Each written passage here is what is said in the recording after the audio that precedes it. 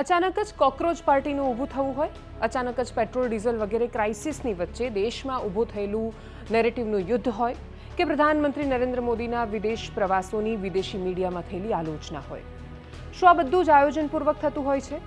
માત્ર ભારત કે ભારતના પ્રધાનમંત્રી નહીં, દુનિયાના બાકીના દેશોમાં પણ જે રીતે સરકાર સામેનો રોષ છે, એના નામે કોઈને કોઈ રીતે સત્તા પરિવર્તનો થતા રહે છે, એની પાછળ પણ શું કોઈ હોય છે?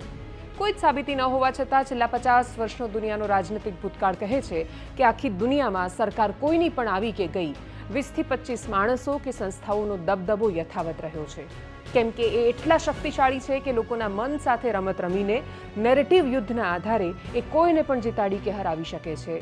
આવા જ એક ચર્ચામાં આવેલા શબ્દની કરીશું વાત. નમસ્કાર, આપની સાથે હું દેવાંશી.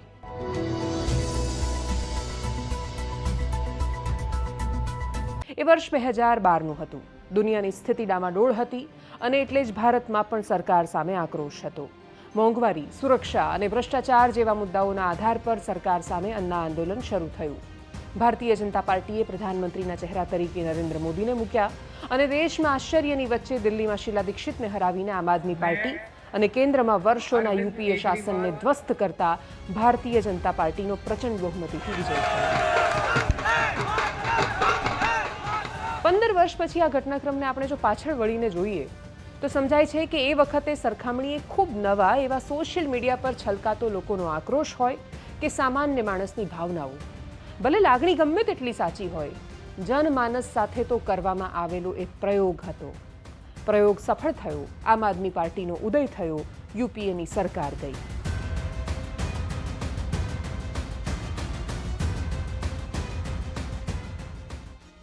શું દેશમાં ફરી એકવાર જાણી જોઈને એ જ પ્રકારનો રોષ ઊભો કરવાનો પ્રયત્ન થઈ રહ્યો છે? શું વિદેશી મીડિયાની ટીકાઓ પાછળ પણ આવા જ કારણો જવાબદાર છે? શું આ સાચે જ કથિત લોકતાંત્રિક રીતે સરકાર ઉથલાવવાનું ષડયંત્ર છે? આજે આપણે એક એવા શબ્દ વિશે વાત કરવા જઈ રહ્યા છીએ જે છેલ્લા થોડા સમયથી સોશિયલ મીડિયા અને રાજકીય ચર્ચાઓમાં ખૂબ સાંભળવા મળે છે. એ શબ્દ છે ગ્લિસ્કોડીએસ, GLISCODS. ઘણા લોકો કહે છે કે આ નેટવર્ક ભારત સામે એક્ટિવ થયું છે, પણ સવાલ એ છે કે આ ગ્લિસ્કોડીએસ ખરેખર છે શું? શું આ કોઈ સત્તાવાર સંગઠન છે? અને આ ડીપ સ્ટેટ, ડીએસ એટલે કે ડીપ સ્ટેટ, એ શું છે? આ બધા મુદ્દા આજે સરળ ભાષામાં સમજીએ. સૌથી પહેલા વાત કરીએ ગ્લિસ્કોડીએસની. સોશિયલ મીડિયા પર ગ્લિસ્કોડીએસનું ફૂલ ફોર્મ કંઈક આ રીતે બતાવાય છે: GL, ગ્લોબલિસ્ટ, ઇસ્લામિસ્ટ, કમ્યુનિસ્ટ, ડીપ સ્ટેટ. એટલે કે કેટલાક લોકોના દાવા પ્રમાણે દુનિયામાં એવી શક્તિઓ છે જેમાં ગ્લોબલ એલિટ્સ, ઇસ્લામિસ્ટ નેટવર્ક, કમ્યુનિસ્ટ વિચારધારાવાળા જૂથો અને ડીપ સ્ટેટ જેવી અદ્રશ્ય શક્તિઓ સામેલ છે. દાવો એ રીતે કરવામાં આવે છે કે આ શક્તિઓ ભારત જેવી ઉભરતી અર્થવ્યવસ્થાને, ઉભરતી શક્તિને નબળી પાડવા માટે એકસાથે કામ કરે છે. પણ અહીંયા એક ખૂબ મહત્વની વાત સમજવી જરૂરી છે કે આ ગ્લિસ્કોડીએસ કોઈ સત્તાવાર રીતે માન્ય સંગઠન નથી. કોઈ સરકાર, યુનાઇટેડ નેશન્સ, ઇન્ટરપોલ કે સત્તાવાર સુરક્ષા એજન્સીએ એને એક સંગઠન તરીકે જાહેર નથી કર્યું, પણ આ શબ્દ મુખ્યત્વે સોશિયલ મીડિયા, રાજકીય ચર્ચાઓ અને કેટલાક વિચારધારાત્મક લેખોમાં વપરાય છે. અને એટલે જ તેને સીધું સાબિત સત્ય માનવું જરૂરી નથી. પણ આ શબ્દ પાછળ જે ચર્ચાઓ છે એ સમજવી પડે એમ છે. સવાલ આવે કે કેટલાક લોકો કેમ એવું કહે છે કે ગ્લિસ્કોડીએસ ભારતની સામે એક્ટિવ થયું છે? આ દાવો કરનાર લોકો સામાન્ય રીતે 4 થી 5 મુદ્દા બતાવે છે. પહેલો મુદ્દો છે મીડિયા નેરેટિવ. દાવો થાય છે કે ભારતની છબી ખરાબ કરવા માટે વિદેશી મીડિયા, રિપોર્ટ્સ અને નેગેટિવ સ્ટોરીઝનો ઉપયોગ થાય છે. કોઈ મોટી ભારતીય કંપની, સરકારની નીતિ, ચૂંટણી, ધાર્મિક મુદ્દો કે માનવ અધિકારનો મુદ્દો હોય ત્યારે ભારતની સામે આંતરરાષ્ટ્રીય સ્તરે નેરેટિવ બનાવાય છે, એ રીતે વાતો કરાય છે. બીજો મુદ્દો છે એનજીઓ અને એક્ટિવિઝમ. કેટલાક લોકો કહે છે કે વિદેશી ફંડિંગ ધરાવતી એનજીઓઝ, પર્યાવરણ જૂથો, હ્યુમન રાઇટ્સની સંસ્થાઓ કે એક્ટિવિસ્ટ નેટવર્ક્સ ભારતના મોટા પ્રોજેક્ટ્સ, ઉદ્યોગો અથવા નીતિઓ સામે દબાણ ઊભું કરે છે. જો કે અહીંયા સાવચેતી રાખવી એટલે જરૂરી છે કેમ કે દરેક એનજીઓ દેશ વિરોધી હોય એવું નથી હોતું. ઘણા એનજીઓ સમાજ માટે ખૂબ સારું કામ કરે છે. એના ઉલટા પાસા પણ છે. ત્રીજો મુદ્દો છે અર્થતંત્ર અને ભારતીય કંપનીઓ. દાવો એવો થાય છે કે ભારતની મોટી કંપની, શેર માર્કેટ, પોર્ટ, ઉર્જા ક્ષેત્ર, મોટા ઉદ્યોગોની સામે રિપોર્ટ્સ અથવા કેમ્પેઇન દ્વારા દબાણ બનાવવામાં આવે છે. આવી ઘટનાથી રોકાણકારો પર અસર થાય, શેર માર્કેટમાં ગભરાટ ફેલાય, ભારતની આર્થિક છબી પર અસર પડે. ચોથો મુદ્દો છે અલગાવવાદ અને આંતરિક અસ્થિરતા. કેટલાક લોકો માને છે કે ખાલિસ્તાની મુદ્દો, ધાર્મિક તણાવ, જાતિવાદ, માઇનોરિટી પર્સિક્યુશન જેવા મુદ્દાઓને આંતરરાષ્ટ્રીય સ્તરે ઉછાળીને ભારત પર દબાણ બનાવવામાં આવે છે. જો કે ફરી એકવાર યાદ રાખવું જરૂરી છે કે આ બધા મુદ્દાઓ અંગે ચર્ચા થાય છે, દાવા થાય છે. કેટલાક રાજકીય નેતાઓ પણ આ મુદ્દા ઉઠાવે છે, પણ ગ્લિસ્કોડીએસ નામનું એક જ સત્તાવાર નેટવર્ક સાબિત નથી થયું. પણ હવે એ સમજવું જરૂરી છે કે આ ડીપ સ્ટેટ એટલે શું. ડીપ સ્ટેટ એટલે એવી શક્તિઓ જે સીધી ચૂંટણી લડીને સત્તામાં નથી આવતી, પણ સરકારની નીતિઓ, નિર્ણયો અથવા રાજકારણ પર એ પડદાની પાછળ રહીને મોટી અસર કરે છે.